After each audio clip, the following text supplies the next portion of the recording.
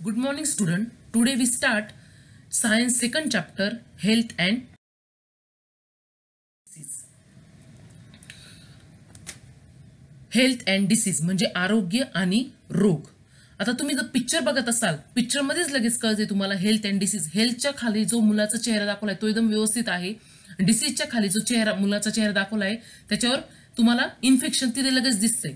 तर first we see the definition of health. What is health? Health म्हणजे आरोग्य म्हणजे काय? Health is a state of complete physical, mental and social well beingness and not merely the absence of any disease. म्हणजे आजार नसला की त्याला आरोग्य चांगलं आपण असं सर्रास म्हणतो, परंतु ते चुकीचं आहे. नुसता आजाराचा अभाव म्हणजे आरोग्य नव्हे, तर फिजिकल म्हणजे काय? शारीरिक. मेंटल म्हणजे मानसिक आणि सोशल म्हणजे सामाजिक. ही स्थिती जर एखाद्या व्यक्तीची सुदृढ असेल तर त्याचं आरोग्य चांगलं आहे असं आपण म्हणतो. आता जस्ट तुम्ही एक 15 दिवसापूर्वी न्यूज वाचली असेल, ऐकली असेल, तुमचा आवडता कलाकार सुशांत सिंग यांनी सुसाईड केली, आत्महत्या केली. का? तर त्याला काय आजार होता का? नाही. त्याला आजार मेंटली डिप्रेशन होतं. म्हणजे काय? मानसिक आरोग्य त्याचं चांगलं नव्हतं. म्हणजेच जर आपण एखादं प्रॉब्लेम तर प्रत्येकाच्या जीवनामध्ये असतात, पण आपण जर प्रॉब्लेम त्याचा व्यवस्थित सॉल्व्ह केला नाही, त्याला आपण व्यवस्थित उत्तर दिलं नाही, तर आपलं काय होतं? आरोग्य बिघडतं. आणि जो व्यक्ती ह्या प्रश्नांना सामोरे जातो, त्याचे ते सॉल्व्ह करतो, म्हणजेच त्याचं आरोग्य चांगलं आहे असं म्हटलं जातं. म्हणजेच फिजिकल, मेंटल आणि सोशल तिन्ही स्थिती जर सुदृढ असतील तर तो व्यक्ती सुदृढ आहे, त्याचं आरोग्य चांगलं आहे असं म्हटलं जातं. Next, what is disease? म्हणजे रोग म्हणजे काय? Condition of disturbances in physiological और psychological process of body is called as disease. म्हणजे काय? तर आपल्या शरीराच्या ज्या क्रिया असतात दररोजच्या, त्याच्या शरीर क्रियात्मक किंवा मानसिक शास्त्रीयरित्या शरीरामध्ये जैविक कार्यामध्ये अडथळा जर आला तर त्याला म्हटलं जातं रोग. Condition of disturbances in physiological और सायकोलॉजिकल म्हणजे मानसिक शास्त्रीय दृष्ट्या आणि शरीर क्रियात्मक या क्रियांमध्ये जर आपल्या अडथळा येत असेल तर त्याला म्हटलं जातं disease. Each disease has its own specific symptoms. प्रत्येक आजाराला एक त्याचं वेगळं लक्षण आहे आणि त्याचे काही प्रकार पण आहेत. तर टाइप्स ऑफ डिसीज बघा, तुमच्यासमोर एक चार्ट आहे. According to duration and according to reason. According to duration म्हणजे काय? कालावधीनुसार. आणि अकॉर्डिंग टू रिझन म्हणजे काही कारणांनुसार होणारे डिसीज. तर अकॉर्डिंग टू ड्युरेशन मध्ये पहिला आहे क्रोनिक डिसीज अँड सेकंड आहे अॅक्यूट डिसीज. क्रोनिक डिसीज म्हणजे दीर्घकालीन रोग आणि अॅक्यूट डिसीज म्हणजे तीव्र रोग. अकॉर्डिंग टू रिझन म्हणजे कारणांनुसार होणारा आजार, त्याच्यामध्ये पहिला आहे हेरिडिटरी डिसीज. म्हणजे काय? अनुवंशिक रोग का जे आपल्याला आपल्या आई वडिलांपासून, आजी आजोबांपासून येत चालतात, त्याला म्हटलं जातं हेरिडिटरी डिसीज. सेकंड आहे ॲक्वायर्ड डिसीज. ॲक्वायर्ड डिसीज म्हणजे उपार्जित रोग. त्याच्यामध्ये आपण ह्या पाठामध्ये किंवा ह्या चॅप्टरमध्ये बघणार आहोत infectious disease and non infectious disease म्हणजे संसर्गजन्य रोग आणि असंसर्गजन्य रोग. इन्फेक्शियस डिसीज मध्ये येतात कॉमन कोल्ड, फ्ल्यू, डेंग्यू म्हणजे सर्दी, फ्ल्यू आणि डेंग्यू. आणि नॉन इन्फेक्शियस डिसीज मध्ये असंसर्गजन्य रोगामध्ये येतात डायबिटीस, हार्ट डिसीज म्हणजे मधुमेह. Some important disease of present day म्हणजे आत्ताच्या याच्यामध्ये येणारे का जे संसर्गजन्य रोग आहे, अशामध्ये येणारा सगळ्यात पहिला रोग जो आहे तो आहे डेंग्यू. डेंग्यू आता तुम्हाला माहिती तो कशामुळे होतोय? मॉस्किटो. तुम्हाला पिक्चर मध्ये मॉस्किटो दिसतोय. मॉस्किटो म्हणजे काय? डास.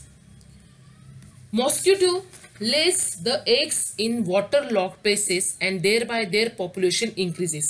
म्हणजे डास काय करतात? साठलेल्या पाण्यामध्ये त्याचे अंडी टाकतात आणि त्याच्या वाढीस जेव्हा पोषक असं वातावरण तिथे तयार होतं, त्याच्यामुळे काय होते? डासांची निर्मिती वाढ होते, त्यांचं पॉप्युलेशन वाढतं. Different species of mosquitoes spread different disease. आणि वेगवेगळ्या प्रकारचे डास किंवा वेगवेगळ्या जातीचे डास वेगवेगळे रोग पसरवतात.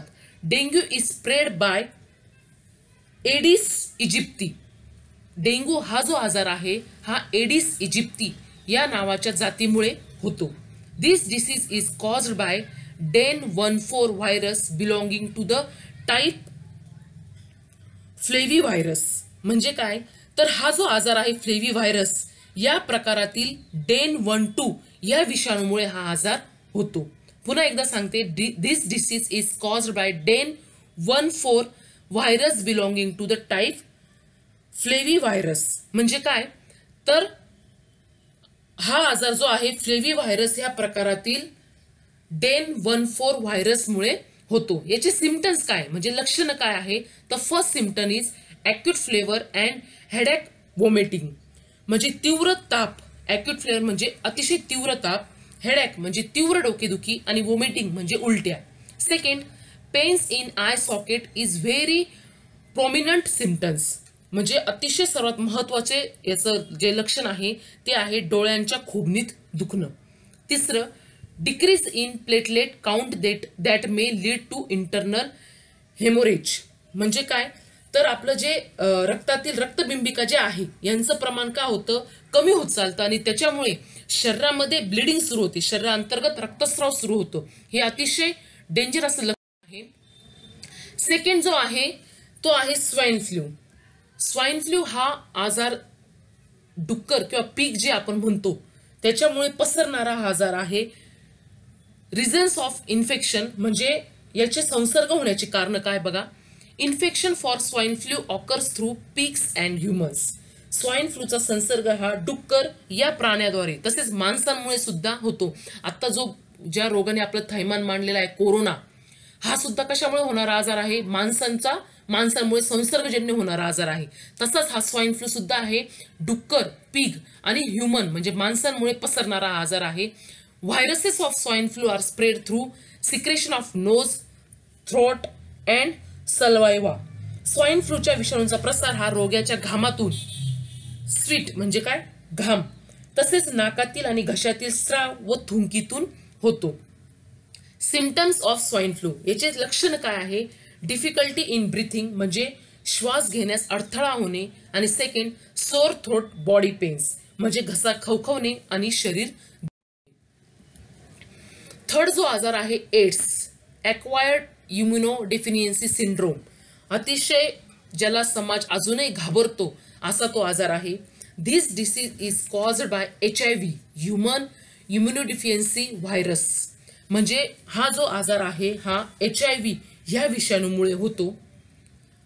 In this disease victims suffer from various disease due to the progressive weakening of natural immunity.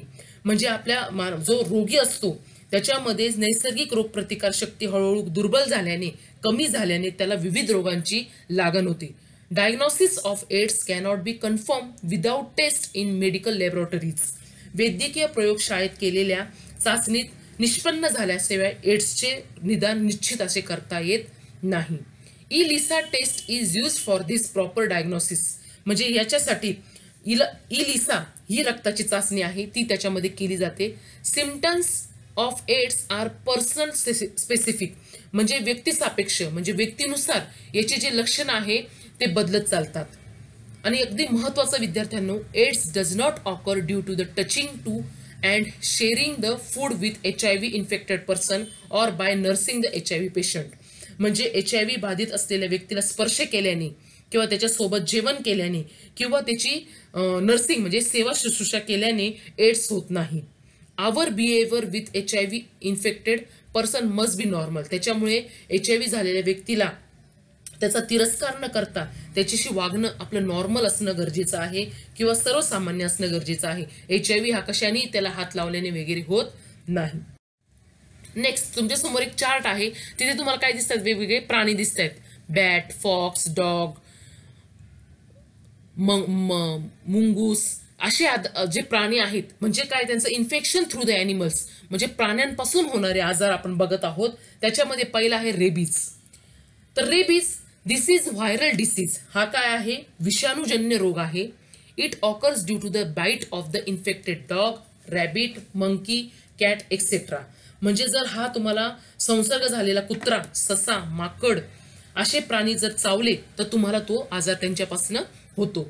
Virus enters the brain via neurons. म्हणजे या रोगाचे विषाणू जे आहेत मज्जातंतूद्वारे मेंदूत प्रवेश करतात. Hydrophobia is one of the important symptom of this disease. म्हणजे जलद्वेष हायड्रोफोबिया म्हणजे काय, का त्या रोग्याला पाणी बघितल्यानंतर त्याला त्रास होतो किंवा पाण्याची किळस येते, तिरस्कार निर्माण होतो. हे सर्वात महत्वाचं लक्षण या रेबीजमध्ये दिसून येतं. In this case the victim shows extreme fear for water, म्हणजे तो ह्या केसमध्ये विक्टम जो असतो, आजारी जो असतो, तो व्यक्ती पाण्याला अतिशय घाबरतो. रेबीज इज फॅटल डिसीज, म्हणजे काय, रेबीज हा प्राणघातक, म्हणजे जर आपण वेळीच उपचार नाही केला तर रोग्याचा जीव सुद्धा याच्यामध्ये जाऊ शकतो. However fatality can be prevented by timely vaccination before onset of the symptoms, म्हणजे रोग होण्यापूर्वीच लस देऊन आपण त्याचे रोगाचे संरक्षण आपण करू शकतो.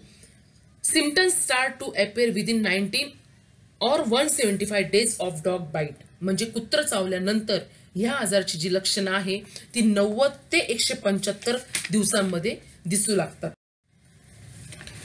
नेक्स्ट आहे सिम्पटम्स ऑफ रेबीज. ह्या आजाराची लक्षणं काय आहे, तर फिवर फॉर 2 to 12 weeks, म्हणजे 2 ते 12 या आठवड्यामध्ये राहणारा ताप.